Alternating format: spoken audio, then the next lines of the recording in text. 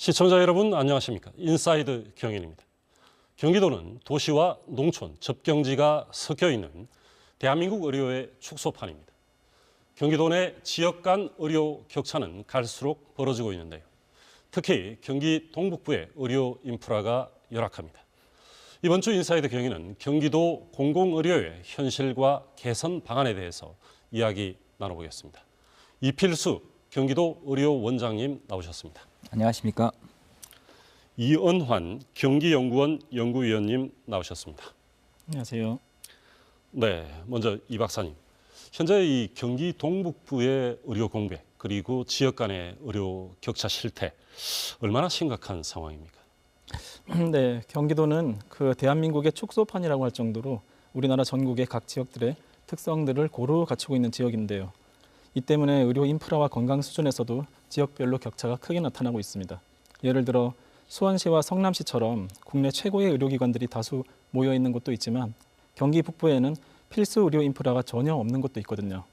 더 중요한 건 이런 의료 격차 때문에 결과적으로 지역 주민들의 건강 결과에 불평등도 심각한 수준입니다. 경기도 지역별 기대 수명을 비교해봐도 성남시 분당구 같은 경우는 남성의 기대 수명이 86세라면 연천군의 경우 79세 정도거든요. 단순히 그 차이만 계산해도 7년 정도의 차이가 나는 거고요. 특히 경기도 내에서 북부와 동부권의 의료 인프라가 정말 열악합니다. 우리는 보통 수도권과 비수도권으로 구분을 해서 비교를 많이 하잖아요. 네. 그런데 경기도는 수도권 내에서의 이제 의료 격차라는 독특한 구조적 특징도 있고요. 경기도 전체로 보면 의료 자원이 많은 것처럼 보이는데 내부를 들여다보면 남부와 북동부 간의 양극화가 매우 심하고요. 그리고 종합병원급 이상 의료기관의 분포를 봐도 거의 대부분 경기 남부에 편중되어 있고요. 특히 국가에서 의료 인프라가 열악하고 의료 접근성이 낮은 지역을 의료 취약지라고 이제 지정을 해서 관리하는 정책이 있는데 경기도가 수도권임에도 불구하고 국가에서 지정 관리하는 의료 취약 지역이 동북부 지역에만 4군데가 있는 상황입니다. 특히 분만이 그렇습니까? 응급 의료가 그렇습니까? 의료 취약지로 지정할 때 각 분야가 이제 응급의료가 있고요, 분만이 있고 산부인과, 그리고 소아과가 있고, 그리고 신장 쪽이 이렇게 있는데 지금 거의 대부분 의료 취약지들이 한 2-3개 이상씩 이제 의료 취약지로 지정이 돼 있는 걸로 그렇게 알고 있습니다. 네, 이필수 원장님. 네. 경기도 의료원장으로 취임하신 지 이제 1년이 지나신 네네. 거죠. 네, 수원과 의정부, 네. 이제 파주와 이천, 안성, 포천, 네. 경기도 의료원이 6곳에서 네. 병원을 운영 중입니다. 이제 현장의 의료 인력이나 또 이제 지역 주민들의 말씀을 많이 들으실 텐데 네네. 이 경기 동북부의 이 의료 실태 어떻게 진단하고 계십니까? 네, 지금 저희 경기도가 12개 중전력군으로 구성되어 있습니다. 그중에서 11개는 지금 지역 책임 의료기관이 있는데요. 남양주권, 그래서 남양주, 가평, 구리, 양평이 내 지역에 현재 책임 의료기관이 없는 실정이어서 이 부분에서 의료 공백이 어느 정도 지금 예측되고 있습니다. 그렇기 때문에 빨리 이쪽 지역에서 어떤 혁신형 공공병원이 이번 마치면 2024년 9월에 선정이 됐지 않습니까? 그래서 여기에 선배한다면 훨씬 의료 공백을 좀 메꾸고 또 필수 의료 같은 것을 갖다 충족을 하는데 도움이 되리라고 저는 생각을 하고 있습니다. 네, 이 박사님. 이 경기 동북부의 이제 의료 격차 문제는 사실 뭐 어제 오늘 일이 아니고 해묵은 과제인데 이 문제가 쉽게 개선되지 않는 이 근본 이유, 배경은 어디에 있다고 보십니까? 우리나라 전체의 문제이기도 한데요. 저출산 고령화 문제가 심각하다 보니까 그런 게 첫 번째 이유가 될 수 있고요. 그리고 대부분 의료 취약 지역들이 인구 소멸 지역하고 겹칩니다. 그러니까 자연적인 인구 감소도 있고, 그리고 젊은 층들이 이제 이탈을 하고, 그러다 보니까 예를 들면 이제 수익성 때문에 민간 의료기관에서 들어올 유인책이 전혀 없는 거죠. 그래서 결국에는 인구 감소가 이제 가장 큰 원인으로 그렇게 생각되고 있습니다. 네, 알겠습니다. 자, 이 원장님, 이런 네네. 공백을 메우기 위해서 경기도가 양주시 네. 그리고 남양주시에 신규 공공의료원 이 설립을 확정했습니다. 네네. 현재 건립 추진 어느 단계에 와 있습니까? 말씀하셨다시피 2024년 9월에 남양주와 양주가 혁신형 공공병원으로 설립 발표가 되었습니다. 현재 보건산업진흥원에서 현재 설립 타당성에 대한 연구 용역 조사를 하고 있고요. 이르면 다음 달쯤 결과가 나올 예정입니다. 이를 바탕으로 해서 이제 올해 중에 예비 타당성 조사 지금 들어갈 계획이고요. 시행대로 잘 된다면 2027년부터 2030년까지 BTL 추진 행정 절차가 진행될 것 같고요.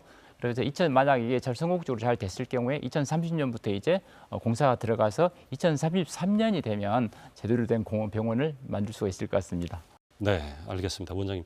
이 같은 이제 신규 공공의료시설 설립도 중요하지만은 또 기존의 시설 또 노화된 부분을 또 현대화하는 것도 굉장히 중요하지 않겠습니까? 지금 도내 6개 그 병원 가운데 한 3곳 정도는 그 매우 낙후한 걸로 알고 있는데 네네. 현대화 전략은 어떻게 추진하고 있습니까? 네, 공공병원에서 항상 문제가 되는 게 시설 인력 장비의 노후화가 문제가 되고 있는데요. 다행히 최근 들어서 이제 정부에서도 많은 공공의료에 많은 관심을 가지고 계십니다. 그래서 해마다 기능 보강 사업이라 해서 시설이라든가 장비에 대한 보강이 이루어지고 있어서 지금 경기도 의료원 6개 병원에도 그 장비에 있어서는 상당히 최신 장비들이 많이 들어와 있습니다. 다만 이제 시설 같은 경우가 사실 이천병원이라든가 안성병원은 BTL 사업으로 최근에 지어져서 문제가 없는데요. 의정부병원이라든가 포천병원 같은 경우 좀 지어진 지 오래되고 그래서 상당히 앞으로도 그 리모델링이라든가 새로 이렇게 증축을 해야 될 부분들이 있어서 정부의 좀 관심과 지원이 필요한 것 같습니다. 네, 이 또 시설 노후화보다는 또 제일 큰 문제는 사람 아니겠습니까? 그렇습니다. 의료 인력, 특히 의사 인력 유치가 관건인데, 네네. 이 우리 도내에서 의료원들의 그 인력 부족 현황은 어떻고 또 이 실제 상황은 어떻습니까? 사실 지금 저희 경기도 의료원에는 현재 150명 정도 의사분들이 이렇게 계십니다. 그래서 공공병원에서 의료 인력의 분족은 어제 오늘 일은 아니었고 상당히 만성적인 문제였습니다만은 최근 들어 저희가 코로나19 팬데믹 때 그때 많은 의료진들이 이탈했습니다. 그리고 나서 특히나 이제 감염병 전담병원이 되다 보니 수술을 못하게 되니까 외과계 의사들이만 나가게 됐겠고요. 또 최근 들어서는 이제 그 작년 2024년 의정 갈등으로 인해서 더욱더 신규 의과대학생 졸업생이라든지 전문의가 이렇게 나오지 않아서 좀 더 어려움을 겪은 바가 있습니다. 저는 이걸 해결할 방법이 몇 가지가 있다고 생각하는데 가장 중요한 것은 민관 의료하고 어떤 그 신뢰 기반 협력 네트워크 체계를 구축하는 게 저는 굉장히 중요하다고 생각하고 있습니다. 이 경기도 의료원에서는 2024년 10월부터 저희가 서울특별시 의사회와 경기도 의사회와 MO를 맺어서 저희들 의사가 필요할 때 서울특별시사회 경기도사회 6만 5천 명 회원분들한테 문자라든가 카톡을 보내가지고 의사를 채용하고 있습니다. 상당히 성과가 있었는데요. 작년 1년 동안 약 66명의 우수한 전문의들을 확보했었고 여기에 드는 어떻게 보면 헤드헌팅 업체인데 지불할 비용은 한 6억 4천 정도를 절감한 바가 있고요. 두 번째는 이제 정부에서 공공임상 교수제라든가 공공병원 파견, 의료인력 인건비 지원 사업 또는 일단 시니어 닥터 채용 관리 시스템 같은 다양한 사업을 하고 있는데 이게 굉장히 저희한테는 많은 도움이 되고 있습니다. 다만 도움이 되고 있지만 아직까지 예산이 그렇게 많지 않아서 사실 저희들이 크게 인원이 많지는 않아서 정부에서 이런 예산을 늘려주기를 바라고요.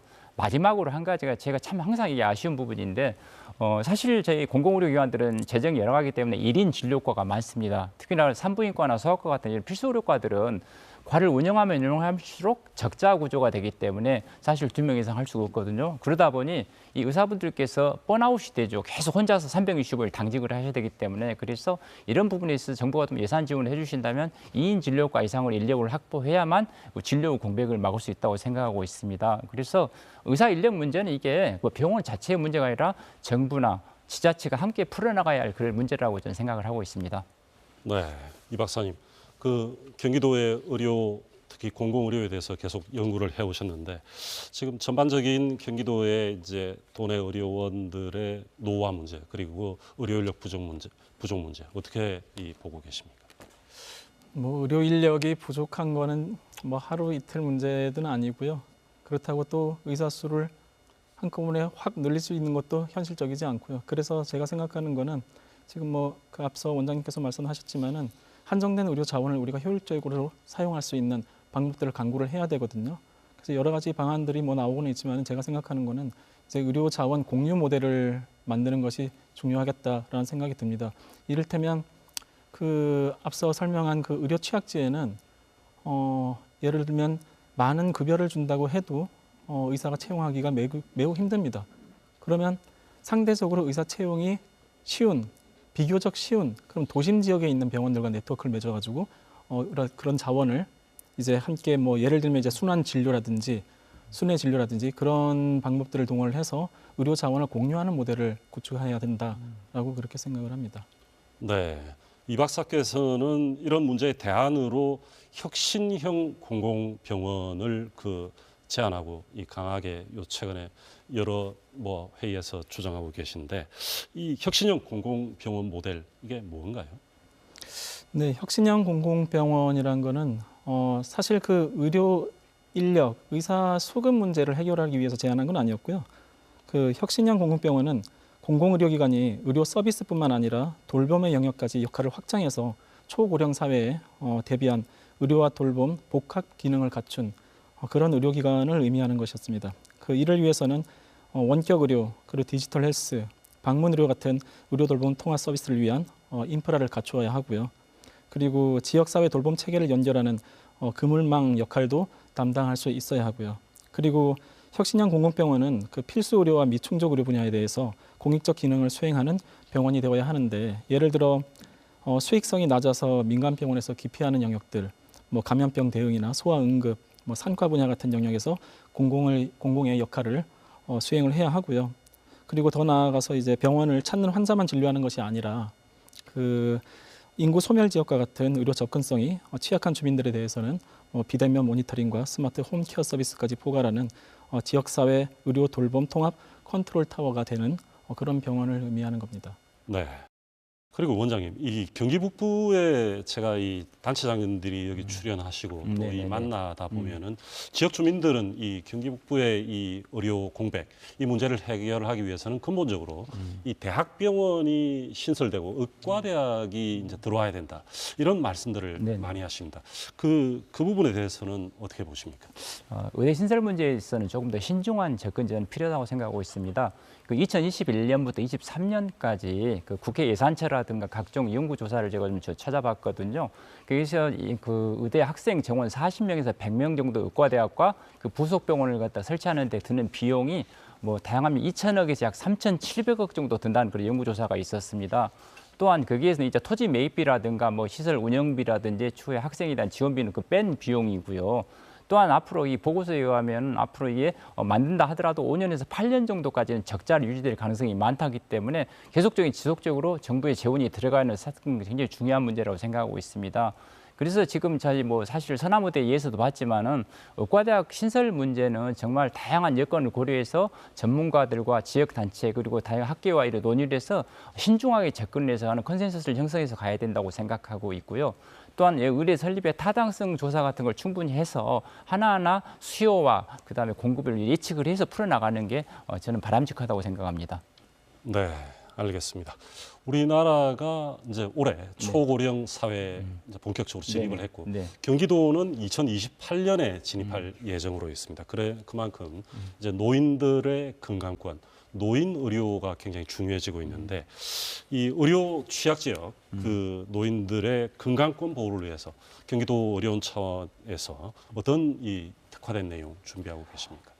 어르신 관련해서는 저희 세 가지 지표가 좀 중요하다고 생각하고 있습니다. 첫 번째가 이제 제가 아까 말씀드린 대로 저희가 2024년 12월에 저희 대한민국이 초고령 사회 진입했지 않습니까? 저희가 작년 말 기준으로 봤더니 경기도가 현재 1,370만 인구 중에서 약 17.7%가 65세 이상 인구입니다. 그래서 전국 평균보다는 상대적으로 낮지만 아마 조만간 저희도 올라가리라고 생각하고 있고요. 초고령화 속도가 빠르다는 거 하나가 있고 두 번째는 노인 상대 빈곤율이라는 게 있습니다. 그 65세 이상의 노인 상대 빈곤율이 저희 대한민국이 약 39% 정도 되는데요. OECD 평균이 약 13%로 OECD보다 한 3배 정도 노인 상대 빈곤율이 높을 정도로 노인 빈곤율이 사회적 문제가 되고 있고요. 또 세 번째는 이제 우리나라에서 그 독거 비율이라는 게 있습니다. 그래서 65세 이상의 독거 비율이 2000년대 초반에는 약 16% 정도 됐었는데 작년 말에 제가 22%로 노인들의 독거 비율이 굉장히 올라가고 있습니다. 그래서 어르신들에 대해서는 정부라든가 지자체 차원의 어떤 종합적인 대책이 필요한 시점입니다. 그래서 저희가 자랑은 아니지만 저희 경기도는 되게 이거에 대해서 빨리 대응을 하고 있습니다. 그래서 저희가 2024년부터 누구나 찾아가는 경기도 돌봄의료 센터를 만들어가지고 진행을 해 나가고 있는데요. 노인 장기요양 등급 1 내지 4등급 와상 환자분들, 장애인분들 대상해서 이분들이 신청을 하시면 저희가 직접 의사, 간호사, 사회복지사에 찾아가서 이렇게 원스톱으로 해결을 해드리는 그런 시스템입니다. 그뿐만 아니라 해서 저희가 했더니 2024년에 약 5,600건 그리고 작년에 한 9,900건 정도 실적을 올린 바가 있어서 굉장히 빠른 속도로 수요가 증가하고 있고요. 그 외에는 이제 장기요양 재택의료 시범 사업이라든가 1차 의료 만성질환 관리 시범 사업 같은 이런 다양한 사업을 통해서 지금 노인들이 저희가 준 돌봄과 의료를 병합해서 지금 진행을 케어를 하고 있습니다. 네, 이 박사님, 이 살던 곳에서 노후를 보내는 이른바 에이징 인 플레이스를 위해서 의료와 돌봄의 이제 통합이 필수적인데 정책적으로 어떤 준비를 해야 될까요? 네, 에이징 인 플레이스는 그 노인이 자신이 살아온 익숙한 집과 지역 사회에서 타인의 도움을 받더라도 최대한 독립적인 생활을 유지하면서 노후를 보낼 수 있는 것을 말하는데요. 대다수의 어르신들은 폐쇄된 시설보다 그동안 자신이 살아온 익숙한 환경에서 거주하기를 바라고 있고요. 또한 이러한 에이징 인 플레이스는 노인들의 우울감 감소와 인지 기능 유지에도 긍정적인 영향을 미치는 것으로 보고되고 있습니다. 에이징 인 플레이스는 단순히 집에 머무는 것을 넘어서 신체적, 정신적 기능 저하가 발생하더라도 요양원과 같은 시설로 격리되지 않고 지역사회의 지지 체계 안에서 존엄성을 유지할 수 있는 그렇게 살아가는 것이 이제 목적인데요. 관련해서 우리나라에서는 2018년부터 에이징 인 플레이스를 실현하기 위해서 커뮤니티 케어라는 정책을 추진해 오고 있습니다. 커뮤니티 케어는 돌봄이 필요한 사람이 살던 곳에서 개인의 필요에 맞는 서비스를 받으면서 지역 사회에 함께 어울려 살 수 있도록 의료와 돌봄, 요양 서비스를 통합적으로 제공하는 지역 중심의 사회 서비스 체계를 말하는데요. 그런데 그간 커뮤니티 케어 정책을 추진해 오면서 의료와 돌봄의 분절적인 서비스 제공이 지속적으로 문제점으로 지적되어 왔습니다. 정부에서도 이 문제를 해결하기 위해서 통합 돌봄법을 제정을 해서 올해 3월 시행을 앞두고 있고요. 경기도 또한 그 선제적으로 이제 찾아가는 돌봄의료 센터 설치해서 관련 정책을 추진을 하고 있습니다. 앞서 말씀드린 바와 같이 통합 돌봄에 있어서 현재의 분절적인 서비스 제공을 어떻게 통합할 것인가, 그것이 이제 핵심인데요. 다시 말해 그 통합 돌봄이라는 취지에 부합하도록 의료와 요양 그리고 돌봄 서비스가 실제로 통합되어 제공되는 환경을 구축하는 것이 가장 중요한 과제라고 할 수가 있습니다.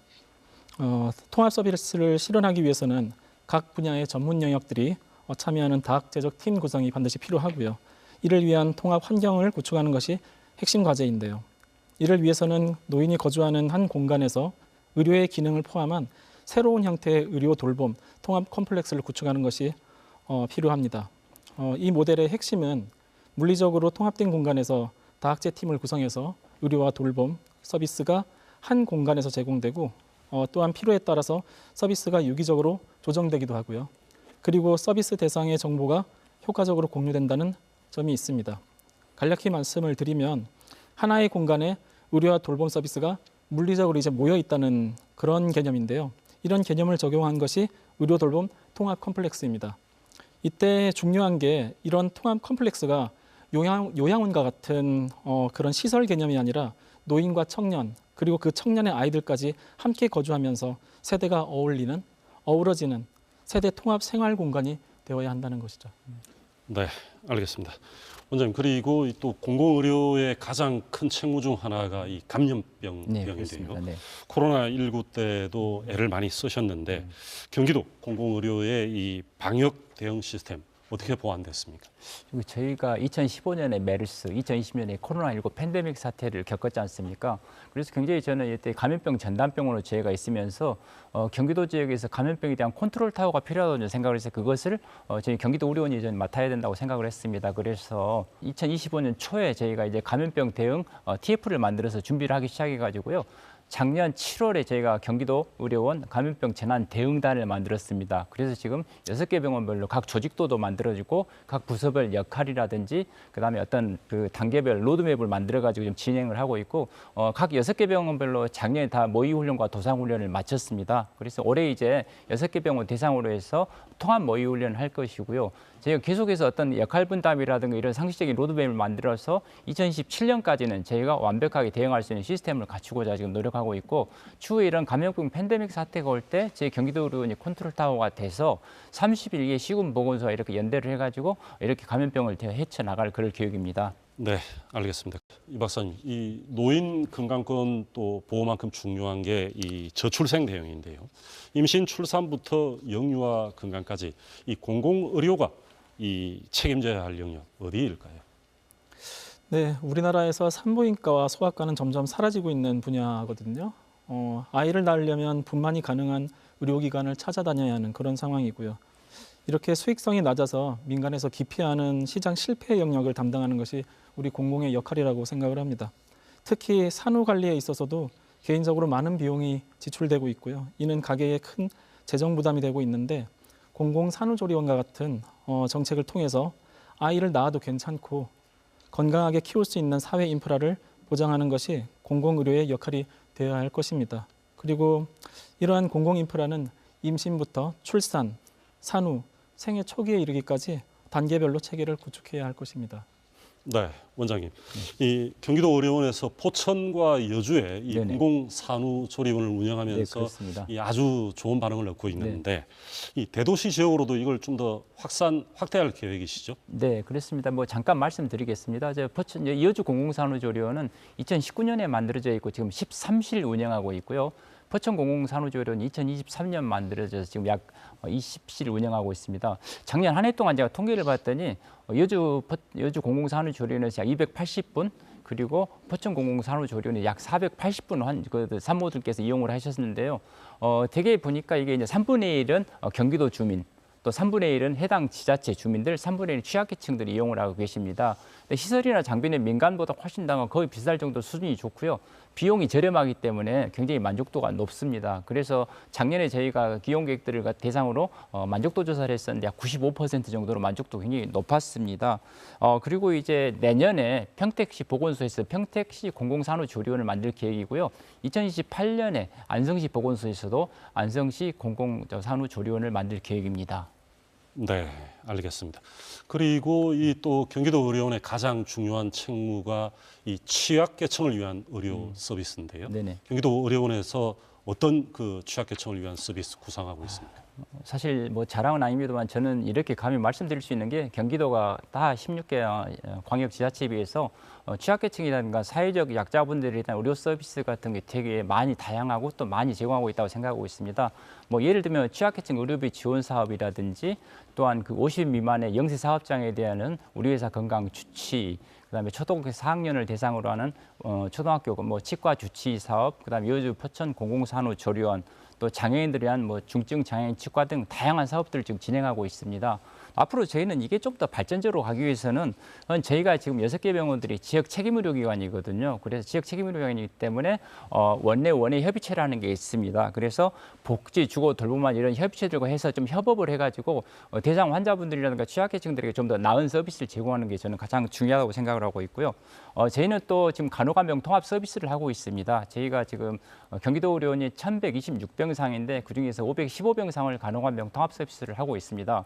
아까 제가 전에 말씀드렸지만 초고령 사회, 노인 상대 빈곤율 증가, 독거 어르신 증가 때문에 간병에 대한 부담이 굉장히 크고 간병비에 대한 부담이 크다는 거죠. 그래서 간호간병 통합 서비스 병동에서는 간병비에 대한 부담도 줄이면서 간병에 대한 부담을 줄이기 때문에 앞으로 굉장히 초고령 사회에 도움이 될 제도라고 생각했고요. 마지막으로 이제 퇴원한 자 지역사회 연계 사업을 계속 확대해 나가겠습니다. 그동안에 사실 병원에 퇴원하시고 나서 집에 가셔가지고 방치가 되었다가 다시 상태가 악화되어서 다시 의료원으로 회전문 현상이 있었는데요. 저희가 지역사회에서 지자체라든가 복지단체, 사회단체 협업을 해서 환자분들께서 퇴원하시고 나서 집에 가면 돌봄 케어를 제대로 받을 수 있는 어떻게 보면 의료와 돌봄의 연계 코디네이터 제도를 우리 의료원 주도로 활성화를 시키고자 합니다. 그렇게 함으로써 취약계층에 대한 통합적인 건강관리 체계를 경기도 의료원이 구축해 나가겠습니다. 네, 이제 대담 마무리할 시간인데요. 이 박사님, 경기도 원장님도 계신데 혹시 정책 제언이 있을까요? 네, 우리들이 이제 공공의료를 바라볼 때, 그리고 평가할 때 수익을 가지고 이제 평가를 많이 해왔습니다. 그런데 공공병원의 존재의 목적은 지금 앞서 말씀드렸지만 취약계층들 그리고 민간에서 하지 않는 그런 공익적 기능들을 수행하기 위해서 있는 거라는 걸 우리가 항상 기억을 해야 되고요.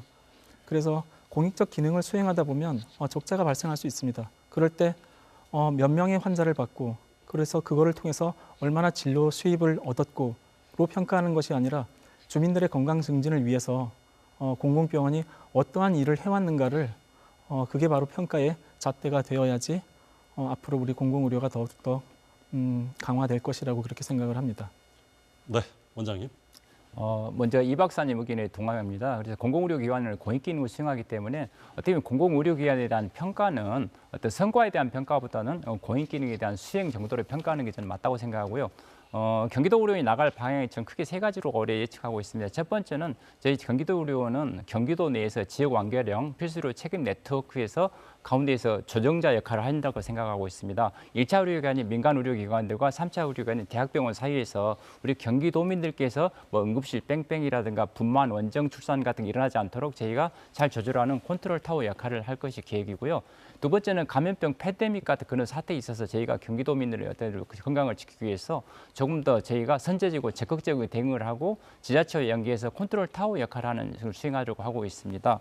마지막으로는 저희도 이제 지역별 인구별 특성에 맞는 좀 특성화 전략을 통해서 저희 경기도 의료원도 좀 자생력 그리고 경쟁력 가지는 이런 의료원을 만들겠습니다. 이를 통하여 우리 경기도민이면 지역적 여건이라든가 경제 여건에 관계없이 언제 어디서든지 그 필요도에 적합한 의료기관에서 정말 제대로 된 양질 의료 서비스를 받을 수 있는 그런 의료 체계를 만들 수 있도록 노력하겠습니다. 감사합니다. 네, 지금까지 경기도 공공의료가 처한 현실과 함께 개선 방안에 대해서 살펴봤습니다. 의료 격차 없는 경기도를 만드는 일은 공공의료의 책임이자 우리 모두의 과제입니다.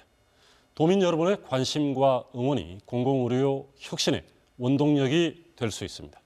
오늘 인사이드 경인 여기서 마무리하겠습니다. 시청해 주신 여러분 감사합니다.